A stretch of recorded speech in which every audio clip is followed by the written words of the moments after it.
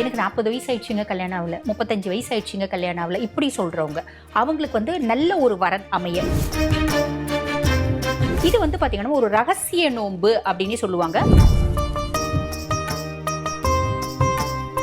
அதான் ஏன் மேம் ஆண்கள் இதுல பங்கு கொள்ளக்கூடாது? ஆண்கள் வந்து பாத்தீங்கன்னா இதை பார்த்துட்டாங்க அப்படின்னா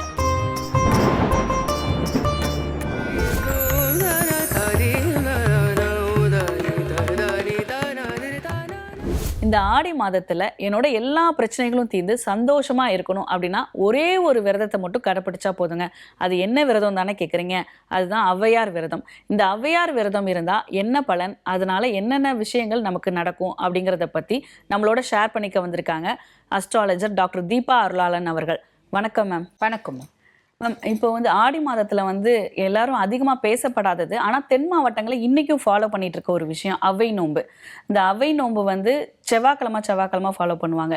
இதை பத்தி நம்ம நேயர்களுக்காக, தரிசனம் நேயர்களுக்காக கொஞ்சம் ஷேர் பண்ணுங்க மேம். கண்டிப்பாம்மா, கண்டிப்பா. நீங்க சொன்ன மாதிரி தான் வந்து பாத்தீங்கன்னா தென் மாவட்டங்கள் திருநெல்வேலி, காரைக்குடி இந்த மாதிரி இடத்துல தான் வந்து பாத்தீங்கன்னா இந்த அவ்வை நோன்பு ரொம்ப விசேஷம் அப்படின்னு சொல்லலாம். பொதுவாக ஒரு வார்த்தை சொல்லுவாங்க, தவழ்ந்த தையிலும் மறந்தா மாசியிலும் அதே மாதிரி அசந்தா ஆடியிலும்.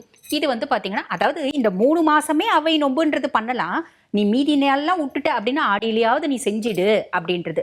இது வந்து பாத்தீங்கன்னா ஒரு ரகசிய நோன்பு அப்படின்னு சொல்லுவாங்க. வீட்டுல இருக்க ஆண்களுக்கு தெரியாம பெண்கள் ரகசியமா செய்யக்கூடிய ஒரு வழிபாடு.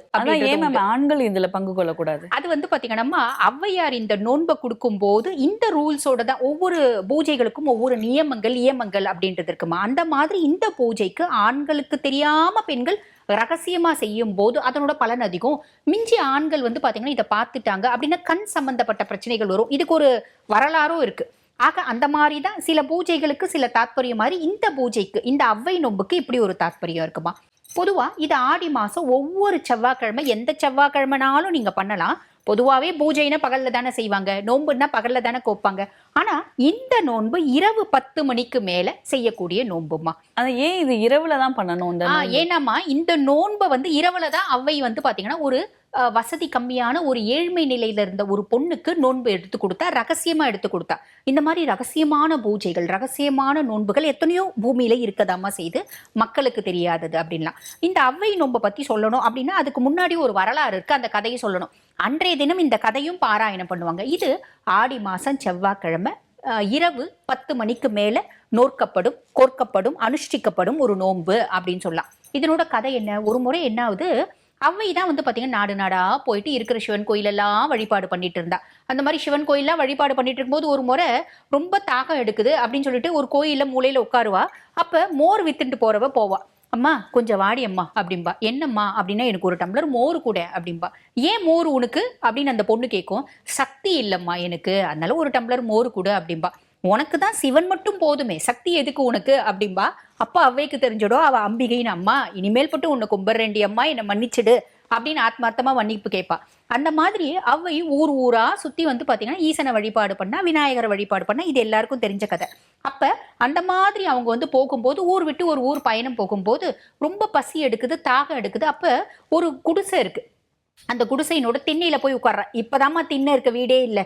இப்ப நாங்க சின்ன பிள்ளையா இருக்கும் போதுலாம் கூட கிராமத்துல எங்க பாட்டி வீடுலாம் இப்பயும் திண்ணை இருக்க வீடுதான் இல்லைங்களா? நீங்களும் பார்த்திருப்பீங்க, அந்த மாதிரி திண்ணையோட தான் வீடு வைப்பாங்க. அப்ப அந்த மாதிரி அந்த திண்ணையில போய் உட்கார்றா. அம்மா பசிக்குதுடம்மா, வீட்டுல என்ன இருக்கு சாப்பிட்றதுக்கு, ஏதாவது இருந்தா கொண்டு வந்து கொடு, தண்ணி இருந்தா குடியம்மா அப்படின்னு கேட்கும்போது கொஞ்சம் நேரம் கழிச்சு ஒரு பொம்பளை பிள்ளை வருது. வயசு புள்ள, உடம்பு ஃபுல்லும் கிழிஞ்ச வஸ்திரமா போட்டுட்டு இருக்கு. அதை பார்த்த உடனே அவ்வைக்கு ரொம்ப கஷ்டம். ஏண்டி அம்மா இப்படி கிழிஞ்ச வஸ்திரமா போட்டுட்டு இருக்க அப்படின்னு கேட்கும்போது அந்த பொண்ணு சொல்லுது, அம்மா எங்க வீட்டுல மொத்தம் 7 பேர் இருக்காங்கம்மா, என்னை தவிர 7 பேர் இருக்காங்க. 7 பேரும் விறகு வெட்ட வேலை செய்யறாங்க. அவங்க போயிட்டு காட்டுக்கு போயிட்டு விறகு வெட்டி அந்த விறகை வியாபாரம் பண்ணிட்டு 7 படி நெல்லு தான் வரும் அதிகபட்சம்.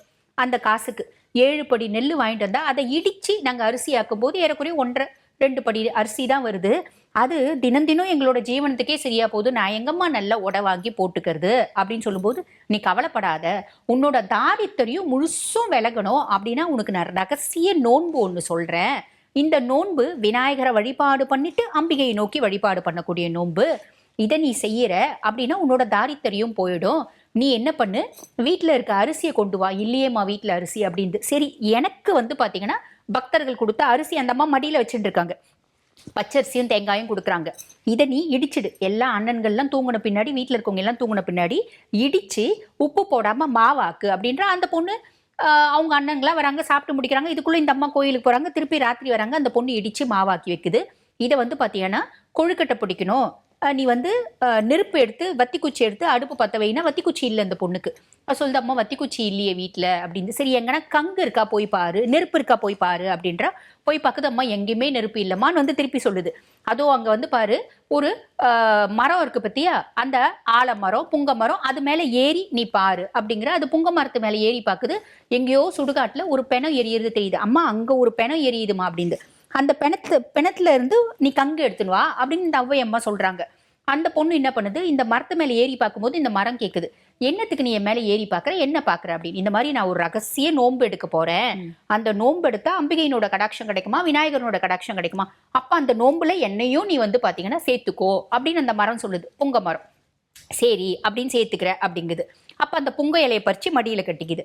அதுக்கப்புறம் வந்து பார்த்தீங்கன்னா அந்த பொணம் எரியிற இடத்துக்கிட்ட போயிட்டு அந்த அதுலேருந்து கங்கு எடுக்குது, ஒரு விறகு எடுக்குது. அப்போ அந்த பொணம் எழுந்து கேட்குது, ஏன் என்னோட கங்கை நீ எடுக்கிற அப்படின்னு. இந்த மாதிரி நான் ஒரு ரகசிய நோன்பு வந்து செய்ய போகிறேன், ஔவை அம்மா எனக்கு சொல்லி கொடுக்குறேன்னு சொல்லியிருக்காங்க, அதுக்காக இந்த கங்கு எடுக்கிறேன். அப்போ இந்த ஒரு பூஜையில் இந்த நோன்புல என்னையும் நீ சேர்த்துக்கோ அப்படின்ட்டு.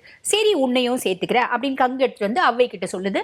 அந்த அம்மா சொல்றாங்க, சரி அவங்கள சேர்த்துக்கலாம், இந்த இலை கொண்டு வந்திருக்க பத்தியா, இந்த இலையவை வச்சிடுது அந்த பொண்ணு. அப்ப என்ன சொல்லுவாங்கன்னா, அம்மா ஔவை அம்மா கொழுக்கட்டை செஞ்சிடுங்க, கொழுக்கட்டை செஞ்சு நம்ம வந்து இந்த பூஜையை ஆரம்பிக்கலாம் அப்படின்னு சொல்லுவாங்க. இந்த பூஜையை ஆரம்பிக்கிறதுக்கு கொழுக்கட்டை செய்யணும், அதுக்கு மேல ஒரு கலசம் நிறுத்தணும். இப்போ அது அதே மாதிரி ப்ரொசீஜர்ஸ் தான் செய்யறாங்க. இல்ல இப்போ வந்து பாத்தீங்கன்னா காலம் மாற மாற கொஞ்சம் மாற்றங்கள் அப்படின்றது ஏற்பட்டுறாங்க. ஒரு கலசம், அந்த கலசத்துல பச்சரிசி நிரப்பி இதுல வந்து பாத்தீங்கன்னா தேங்காய் வச்சு இந்த பொண்ணு வந்து பாத்தீங்கன்னா பூஜை செய்ய ஆரம்பிக்குது. அந்த கொழுக்கட்டை வந்து பாத்தீங்கன்னா உப்பில்லாத கொழுக்கட்டையை அந்த பொண்ணு செய்யுது. ஏன் உப்பு இல்லாம அந்த கொழுக்கட்டையை பண்றாங்க? பொதுவா வந்து பாத்தீங்கன்னா சில பூஜைகளுக்கு சில பரிகாரங்களுக்கு நம்ம இப்படிதான் செய்யணும் அப்படின்ற விதி இருக்கு, இது இப்படித்தான் அப்படின்ற மாதிரி இருக்கு. அப்ப அதுல வந்து ஏன் எதுக்கு அப்படின்னு நம்மளால காரணம் கேட்க முடியல, அந்த காரணத்துக்கு நம்ம ஆராய்ச்சாலும் பெருசா தெரியல. இப்ப ஒரு விதத்துல அதனோட தாத்பரியம் என்ன அப்படின்னா, நான் இன்றைய தினம் உபவாசம் இருந்து உப்பில்லாத சாப்பிடுற அப்படின்னும் போது என்னுடைய பழைய கர்ம வினைகள் அறுவுது அப்படின்றது. இந்த நாக்குக்காக இந்த வயிற்றுக்காக தானே நம்ம எல்லாமே செய்யறோம்.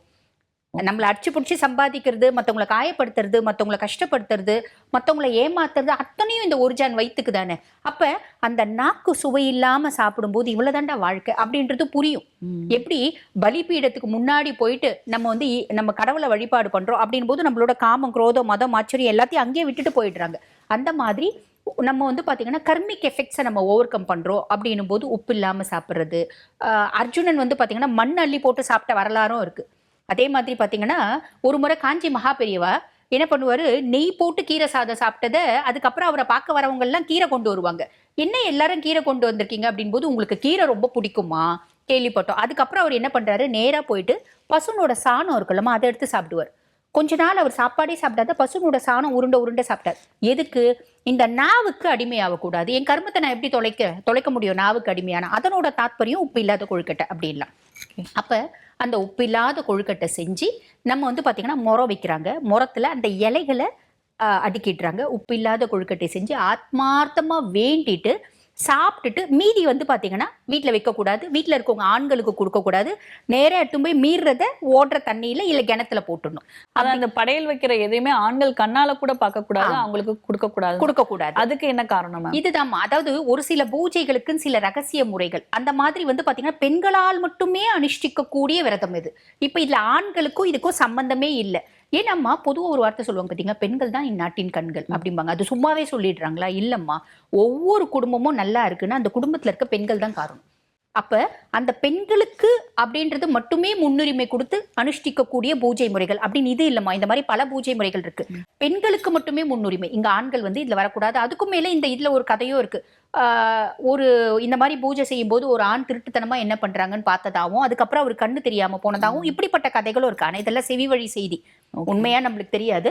அப்ப மீதியை கொண்டு போய் தண்ணியில இல்ல கிணத்துல போட்டுணும். இப்படி அனுஷ்டிச்ச பின்னாடி அந்த பொண்ணு வந்து பாத்தீங்கன்னா பயங்கர செல்வ செழிப்பா மாறினதாகவும், அதே மாதிரி அந்த பொண்ணு அதுக்கப்புறம் நல்ல அழகான ட்ரெஸ் போட்டுட்டு அவங்க அண்ணனுங்களுக்கு கூட மாட வேலை செய்யும் போது அந்த அந்த பொண்ணு வசிச்ச இடத்துலயே ஒரு பெரிய செல்வந்தர் இந்த பொண்ணை பார்த்து ஆசைப்பட்டு கல்யாணம் பண்ணின்னு போனதாவும் ஒரு கதை இருக்குமா. இந்த வழிபாடு வந்து ஆடி மாதத்துல வர எல்லா செவ்வாய்க்கிழமையும் செய்யணுமா, இல்ல ஏதாவது ஒரு செவ்வாய் தான் செய்யணும்? ஒரு செவ்வாய் செஞ்சா போதும்மா, அதனோட பலனே பன்மடங்கு. நம்ம எல்லா செவ்வாய்க்கிழமையும் செய்ய முடியாது இல்லையா, ஒரு செவ்வாய் செஞ்சா போதும். ஓகே, என்னென்ன பலன்கள்ன்றத கொஞ்சம் விரிவா சொல்ல முடியுமா? பொதுவா வந்து பாத்தீங்கன்னா இந்த அவ்வை விரதம் அப்படின்றது நல்ல திருமண பிராப்தம் கூடி வர்றதுக்கு. எனக்கு 40 வயசு ஆயிடுச்சுங்க கல்யாணம் ஆகல, 35 வயசு ஆயிடுச்சுங்க கல்யாணம் ஆகல, இப்படி சொல்றவங்க அவங்களுக்கு வந்து நல்ல ஒரு வரன் அமைய, பெண்கள் தான் இதை செய்யணும், பெண்களுக்கான பலன்கள் தான் நம்ம சொல்றோம். அப்போ ஒரு நல்ல வரன் அப்படின்றது ஒரு நல்ல குணவாளனான ஒரு மணமகன் கிடைக்க, அதே மாதிரி ரொம்ப நாள் ஆச்சுங்க குழந்தை பிராப்தமே இல்லை அப்படின்றவங்களும் இதை அனுஷ்டிக்கலாம். என் குடும்பம் ரொம்ப தாரித்தரியத்துல இருக்கு, வசதி வாய்ப்பே இல்லை அப்படின்றவங்களும் இதை அனுஷ்டிக்கலாம். என் குடும்பம் வந்து நல்ல செல்வ செழிப்போட வாழணும். சில குடும்பம் வந்து பாத்தீங்கன்னா நல்ல வசதி வாய்ப்பு இருக்கும், ஆனா சமுதாயத்துல மரியாதை அப்படின்றது இருக்காது இல்லைங்களா. அதுக்கு ஏதோ ஒரு காரணம் இருக்கலாம், அவங்க குடும்பத்து உறுப்பினர்கள் செய்யக்கூடிய வேலையா இருக்கலாம், இல்லை ஏதோ ஒரு காரணம். அப்ப அந்த மாதிரி பெருசா எனக்கு சமுதாயத்துல மரியாதை இல்லை அப்படின்னாலும் அவங்க இதை அனுஷ்டிக்கணும். எனக்கு நான் ஒரு முக்கியமான ஒரு அதிகாரத்துக்காக நான் வந்து பாத்தீங்கன்னா யோசிச்சுட்டு இருக்கேன், அதுக்கான பிரயத்தனையில இருக்கேன், முயற்சியில இருக்கேன் அப்படின்றவங்களும் இதை செய்யலாம். இந்த மாதிரி பலன்கள் அப்படின்றது அலாதிமா. ஓகே, இது ஆடி மாதத்துல மட்டும்தான் செய்யணுமா, வேற எந்த செவ்வாயிலையும் செய்யக்கூடாது? இல்லம்மா, அதுதான் நம்ம முதலே சொன்ன பாத்தீங்களா, இது தை மாசம், அதே மாதிரி மாசி மாசம், ஆடி மாசம், இப்ப 3 மாசத்துலயே நம்ம செய்யலாம். முடியாதவங்க ஆடியில செஞ்சிடுங்க. இது வந்து வழிபடும் போது ஒரு அம்மனோட பேரை குறிப்பிட்டு சொல்லுவாங்க அந்த அவ்வை நோன்பு, அது ஔவையார் தவிர்த்து ஒரு அம்மன், அது என்ன அம்மன் மேம்? அதாவதுமா இது வந்து நிறைய சீக்ரசிஸ் இருக்குமா, இதுல வந்து அதாவது பலவிதமான மாறுபாடுகள் அப்படின்றது இருக்கு. ஒரு தரப்பினர் வந்து பாத்தீங்கன்னா ஒரு செவுத்துல களிமண் இருக்கு பார்த்தீங்களாம்மா, அந்த களிமண்ணை வந்து பார்த்தீங்கன்னா பெண்ணோட முகமா வந்து வரைஞ்சி அதை வந்து ஔவையாவே அந்த நெத்தி போட்டு கம்மல் அந்த மாதிரிலாம் போட்டு ஔவையாவே பாவிச்சு ஔவைக்கு வந்து பார்த்தீங்கன்னா ஔவைக்கே பண்றது அப்படின்றது ஒன்று இருக்கு. இன்னொரு சில வம்சத்தினர் வந்து பார்த்தீங்கன்னா ஒரு சில கிராமங்கள்ல இது வந்து பார்த்தீங்கன்னா அம்பிகையை வந்து பார்த்தீங்கன்னா வரைஞ்சி அம்பிகைக்கு அந்த கொழுக்கட்டை படைச்சு சாப்பிட்டுட்டு அம்பிகை கிட்ட வந்து பார்த்தீங்கன்னா வேண்டிக்கிறதும் இருக்கு.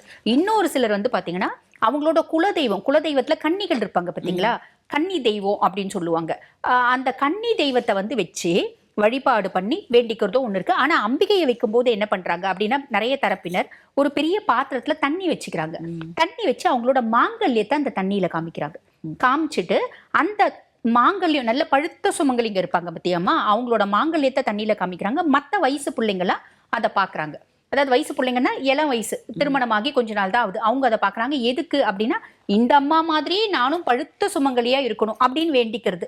அது அம்பிகை வைக்கும் போது இந்த மாதிரி ஒரு கஷ்டம் செய்யறாங்கம்மா. இப்படி நிறைய பலதரப்பட்ட பர்சன்ஸ் வந்து பாத்தீங்கன்னா பலதரப்பட்டமான வழிபாடு அப்படின்றது செய்யறாங்க. ஆனா எப்படி வழிபாடு பண்ணாலும் அங்க பிரதானம் வந்து பாத்தீங்கன்னா இந்த கொழுக்கட்டை, பல உருவங்கள்ல கொழுக்கட்டை, ஒரு பொம்மை மாதிரி கொழுக்கட்டை, நீட்டு கொழுக்கட்டை, குண்டு கொழுக்கட்டை, அதே மாதிரி பாத்தீங்கன்னா முக்கோணத்துல கொழுக்கட்டை, இப்படி பலவிதமான கொழுக்கட்டையை செஞ்சு அம்பிகையை வழிபாடு பண்றாங்க. அந்த கதையினோட தாத்பரியம். அந்த இரவே சாப்பிட்டு முடிச்சிடணுமா, இல்ல அடுத்த நாள் வரைக்கும் வச்சிருக்கலாமா? நம்ம வந்து நோன்பு எடுக்கிறோம் பாத்தீங்களாமா, நோன்பு எடுத்துட்டு வழிபாடு பண்ணிட்டு எவ்வளவு உனக்கு முடியுமோ நீ சாப்பிட்டு எடுத்துட்டு போய் நீ வந்து இது பண்ணிடணும், தண்ணியில போட்டுடணும். பேலன்ஸ் எவ்வளவு இருந்தாலும் போய் ஓடுற தண்ணியில, ஆமா ஓடுற தண்ணியில போட்டுடணும். இப்ப ஓடுற தண்ணிக்கு நம்ம எங்க போவோம், கிணறு இருக்கு இல்லீங்களா, கிணறுல போட்டுடலாம், இல்ல நீர்நிலைகள்ல. வேற யாரோடையும் ஷேர் பண்ணக்கூடாது, அந்த குடும்பத்துல இருக்கவங்க மட்டும் தான் சாப்பிடணும். யாரெல்லாம் இப்ப ஒரு குடும்பமா சேர்ந்து எடுக்கிறது இல்லம்மா, ஒரு குறிப்பிட்ட குடும்பங்கள், ஒரு 10 குடும்பம், அதுல இருக்க பெண்கள் எல்லாம் ஒண்ணு சேர்ந்துதான் இப்ப எடுக்கிறாங்க. முதல்லயே அந்த மாதிரி கஸ்டம்ஸ் இருந்துச்சு. அந்த மாதிரி எடுத்து அன்றைய தினம் இப்ப நம்ம சொன்ன வரலாறு கதை இருக்குல்லம்மா, அது சொல்லணும். இப்ப சத்யநாராயண பூஜை பண்றேன்னா சத்யநாராயண பத்தின பெருமைகளை பேசணும், அந்த பூஜையினோட தாத்பரியம் சொல்லணும். அதனால எப்படி யார் யார் எப்படி பயனடைஞ்சாங்க, இந்த பூஜை வந்த வரலாறு அதெல்லாம் சொல்லணும். அந்த மாதிரி அவ்வை நோன்புனோட வரலாறு இந்த புராண கதையை சொல்லி வழிபாடு பண்றாங்க அப்படின் போது பலன் பன்மடங்கு. அந்த கொழுக்கட்டையை செய்யும் போது அது ஒவ்வொரு ஷேப்ல செய்வாங்கன்னு ஆமா ஆமா, அந்த கொல்லிக்கடை செய்யணும், அந்த பிணம் வந்து எழுந்து நின்னுச்சுன்னு சொல்லி பிணம் எழுந்து நிக்கிற மாதிரியே செய்வாங்க. ஆமா, பிணம் எழுந்து நிக்கிற மாதிரி, பிணம் படுத்துட்டு இருக்க மாதிரி ஔவையார் ஷேப்ல, அதே மாதிரி பாத்தீங்கன்னா முக்கோணம், நீட்டா நூல் மாதிரி, உருண்டையா, சதுர வடிவில் எல்லாம் செய்வாங்க. ஓகே, அது எது என்ன காரணம்? அது அந்த கதையை நம்மளுக்கு உணர்த்தும் பொருட்டு, கதையை அந்த கங்கு எடுத்துன்னு வந்தது கங்கு ஷேப்ல எல்லாமே செய்யறது கதையை உணர்த்தும் பொருட்டு. அப்ப அந்த கதை ஒண்ணு நடந்துச்சு அப்படின்றது இன்றளவு நமக்கு தெரியுது. நிறைய விஷயம் வந்து பாத்தீங்கன்னா நம்ம எல்லாம் படிச்சுட்டு இருக்கோம், புராணம் சொல்றதை நம்ம நம்புறது இல்லை. ஏன்னா நம்மளுக்கு வந்து பாத்தீங்கன்னா எதுவா இருந்தாலும் we need a scientific proof, research orient studies இருந்தா தான் நான் நம்புவேன் அப்படின்ற மாதிரி காலம் மாறி போச்சு இல்லையா. இருந்தாலும் சில பழமைகள் நம்மள ரிசர்ச்சையும் மீறி இது நடந்துச்சுப்பா அப்படின்றத நம்ம உணர்த்துது இல்லைங்களா. அந்த மாதிரி அது ஒரு விஷயமா. ஓகே மேம், இந்த ஔவையார் நோன்பு பத்தின சிறப்புகள், அது எப்படி வழிபடணும் அப்படிங்கறது புராண கதையோட சேர்த்து ரொம்பவே எளிமையா தெளிவா சொன்னீங்க. நன்றி, வணக்கம். நன்றி.